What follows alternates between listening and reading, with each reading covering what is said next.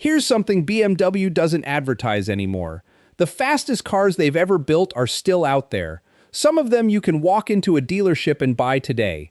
Others, you'll spend the next 3 years hunting on the used market. But all 5 of them represent something that's quietly disappearing from the automotive world. A pure, gasoline-powered, driver-focused BMW that was built to go fast and make absolutely no apologies for it. I'm going to walk you through all 5 of them today. We're talking real-world numbers, real-world prices, and the kind of honest breakdown that actually helps you understand what you're looking at before you spend your money. If you've been watching this channel for a while, you already know that's exactly what we do here. If you're new, hit that subscribe button right now because this is the kind of content we put out all the time. Now, let's get into it. Number 5. 2026 BMW M2 CS. If you want to understand what BMW's M division was actually built to do, the M2 CS is probably the most honest answer they've given in years. This is the smallest car on the list, the cheapest car on the list. And when Car and Driver ran it through their Lightning Lab track test, which is one of the most respected and brutally honest performance evaluations in the magazine business, this little car set the second fastest BMW lap time they have ever recorded. The only BMW that beat it costs $40,000 more and sits at number 1 on this list. Let that sink in for a second. The entry-level car, the runt of the M division litter, second fastest BMW in Car and Driver history. So what's actually under the hood? BMW put a 3-liter twin-turbocharged inline 6-cylinder in there, pushing 523 horsepower and 479 pound-feet of torque. All of that goes to the rear wheels only. No all-wheel drive, no manual transmission option either, which some people are going to complain about, and honestly, that's a fair complaint. But what you get instead is an 8-speed automatic. 0 to 60 comes in at 3.7 seconds. Top speed is 188 miles per hour. In a car this short and this light, 188 miles per hour doesn't feel like a number on a spec sheet. It feels like a personal threat. Now here's the thing about the M2 CS that people miss. BMW stripped this car down to what actually matters on a track. The carbon fiber bucket seats are heated, they're finished in black merino leather, and the CS badge is stitched in red into the headrests. The curved display up front is the same setup you'd find in far more expensive BMWs. Inside, it doesn't feel like a budget car, it feels like a race car that someone installed a very nice stereo in. The starting price is $99,775. Which, look, I understand that's not pocket change.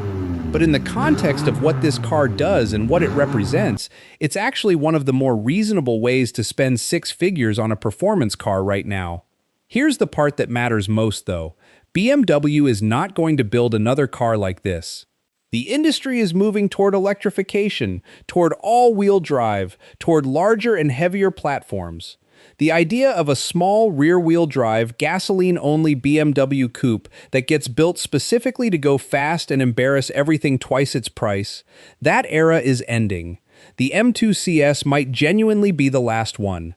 Number 4. 2024 BMW M3 CS. At some point during the development of the standard M3, which is already a genuinely fast and capable sedan, someone in Munich decided it wasn't quite violent enough, so they built the M3 CS, and then they built it for exactly 1 model year and stopped.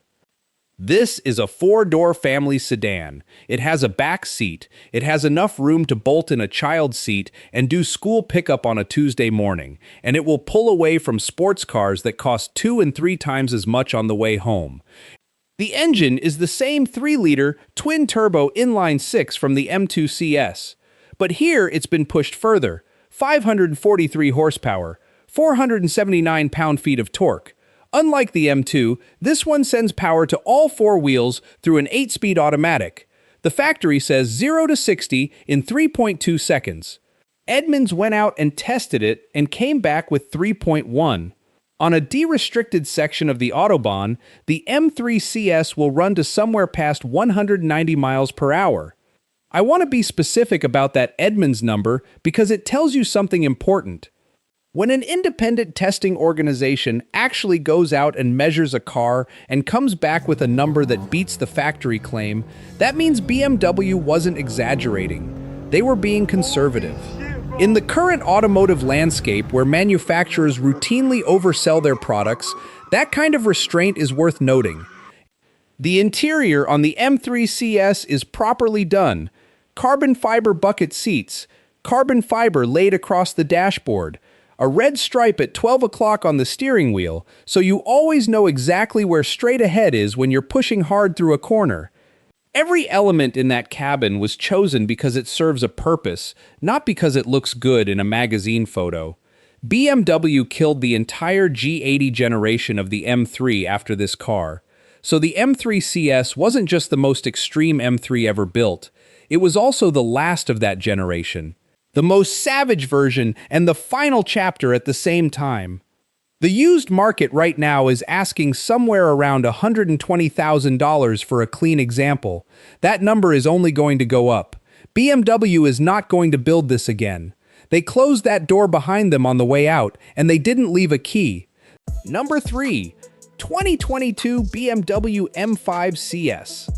In 1992, BMW built an engine for the McLaren F1, a 6.1-liter V12 that produced 627 horsepower. That engine made the McLaren F1 the fastest production car in the world at the time, and kept that record for over a decade. It's one of the most celebrated engines in automotive history. In 2022, BMW put 627 horsepower into a four-door family sedan with cup holders, rear air vents, and enough trunk space for a full set of golf clubs. They called it the M5 CS. That's not a coincidence. BMW knew exactly what they were doing when they landed on that number. They built it for 1 year and then discontinued it, which means the M5 CS is simultaneously the most powerful M car BMW had built to that point, a direct spiritual descendant of the engine that powered the greatest supercar of the 1990s, and a car you can never buy new again. The powertrain is a 4.4-liter twin-turbocharged V8, producing 627 horsepower and 553 pound-feet of torque through an all-wheel drive system and an 8-speed automatic, 0 to 60 in 3 seconds flat, top speed of 190 miles per hour. And if those numbers don't make the point on their own, BMW took the M5 CS to the Nürburgring and lapped it in 7 minutes and 29 seconds. The Nürburgring is 12.9 miles of elevation changes, blind corners, compression bumps, and the kind of track conditions that separate genuinely fast cars from cars that just have big numbers on a spec sheet. 7 minutes and 29 seconds is a time that makes purpose-built sports cars uncomfortable. The interior details on this car are worth talking about because BMW clearly treated the M5 CS as a special occasion. The bucket seats are stitched in Mugello red. The M5 logos in the cabin are illuminated. Carbon ceramic brakes come standard, not as a package upgrade, not as an option, standard equipment. And pressed into the headrests is an outline of the Nürburgring circuit itself, which is either the most on-brand thing BMW has ever done or the most dramatic, depending on your perspective. Probably both. Ordinary M5s lose value the moment they leave the dealership. This one didn't get that memo, and it never will. Clean examples are trading on the used market for around $143,000 right now. Before we get to the top 2, I want to ask you something. Drop a comment right now. If you could own any one of the 3 we've covered so far, which one would it be? The M2 CS that humiliated everything above it at the track, the M3 CS that's a school-run car with supercar pace, or the M5 CS that matched a McLaren on horsepower? Let me know down below because I read every single one of those comments.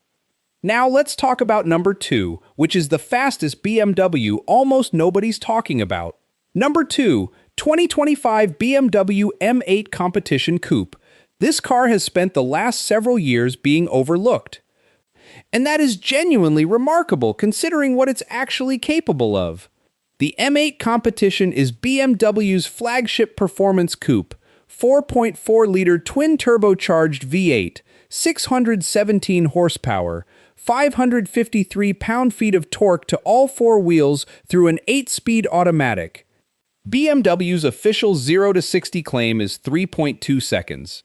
The top speed limiter lifts at 190 miles per hour. On paper, it looks like a very fast Grand Tourer, the kind of car you'd take from Los Angeles to San Francisco in complete comfort, while also being able to humiliate things at on-ramp lights. And then car and driver strapped their equipment to one and ran it. 2.5 seconds to 60 miles per hour. That is the quickest 0-60 of any car on this entire list. Quicker than the M5 CS with its 627 horsepower. Quicker than the M4 CSL at number 1. Quicker than cars that cost 3 times as much money and have half the luggage space. Now, Motor Trend tested the same car on a different day with different conditions and got 3.3 seconds. That gap between two of the most respected automotive publications in the country tells you something specific about this car. It doesn't show you everything it has immediately. It reads the situation. It reads the temperature, the surface, and the driver's inputs. And when everything lines up correctly, it does things that the factory numbers don't prepare you for. Inside, BMW went full flagship.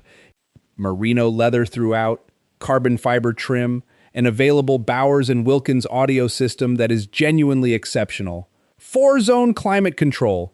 This is a car you could drive from New York to Miami without stopping for anything other than fuel, and arrive feeling better than when you left. It looks like a luxury coupe. It performs like something that has no right being that fast. Current market price is around $150,000, and this is one of only 2 cars on this entire list you can still buy new. The 2025 model year is still available. When the V8 M8 goes away, and it will go away, BMW has made that clear. This is going to be one of those cars people talk about the way they talk about the last naturally aspirated M3. With the kind of reverence that only comes after the opportunity to buy one is completely gone. Don't let that be you. Number 1. 2023 BMW M4 CSL. 1,000 cars. That's all BMW built. The entire production run of the M4 CSL. 1,000 cars. For the entire planet. 300 of them were allocated to the United States. And the waiting list filled up before most people even knew the car had been announced. This is not a car you can go looking for with money alone. At this point, buying an M4 CSL requires the right connection, the right timing, and a significant amount of luck. Clean examples have traded hands for as much as $350,000. The car started at around $140,000 new. The market has more than doubled that in the time since production ended, and that trajectory isn't reversing. So what makes a $140,000 BMW worth $350,000 on the used market? Let's be specific. CSL stands for Coupe Sport Lightweight. BMW has used those 3 letters exactly 3 times in the company's history. The first was on the legendary 3.0 CSL from the early 1970s, which is one of the most important racing cars in BMW's heritage. The second was on the E46 M3 CSL in 2003, which is still considered by many to be the finest driver's car BMW ever made before this one. When BMW puts CSL on a car, they mean it in a very specific way that has nothing to do with marketing language. For the M4 CSL, the starting point was the M4 Competition. BMW's engineers then removed 240 pounds from it. They deleted the rear seats entirely. They stripped out acoustic deadening material, replaced body panels with lighter alternatives, and cut the front drive shaft. That last part is critical. The M4 Competition is an all-wheel drive car. The M4 CSL puts all 543 horsepower and all 479 pound-feet of torque directly to the rear wheels and nowhere else. The engine is the same 3-liter twin-turbocharged inline-6 from the M3 CS, running boost pressure past 30 psi. 0 to 60 in 3.6 seconds, top speed of 191 miles per hour, the highest of any car on this list, and car and driver recorded it crossing the quarter-mile mark at 131 miles per hour. That's 6 full miles per hour faster through the quarter than the all-wheel drive M4 Competition. The rear-wheel drive CSL, lighter and more focused, just keeps pulling where the all-wheel drive car starts to run out of breath. Then BMW took the M4 CSL to the Nürburgring, and it set the fastest lap time of any production BMW in the history of the company. Not just the fastest M4, the fastest BMW ever, on the most demanding and most storied test track in the world. The interior reflects exactly what this car is. Carbon fiber bucket seats with the CSL logo in the headrests, Alcantara on the steering wheel, a bare strip of exposed carbon fiber where the rear seats used to be. There is no compromise in that cabin. Everything that wasn't necessary for going fast was removed. Everything that remained was chosen specifically because it serves the driver. BMW built 1,000 of them and locked the door. They have been clear that the internal combustion M division as we know it is changing significantly in the years ahead. The M4 CSL may genuinely be the final statement. The last time BMW's M division had a blank check and an unlimited mandate and decided to build something completely uncompromising for the pure joy of it. 191 miles per hour, the fastest Nürburgring lap in BMW history. 543 horsepower to the rear wheels in a 1,000-unit limited production car that was sold out before the public knew it existed. That's the fastest BMW you can still find in 2026.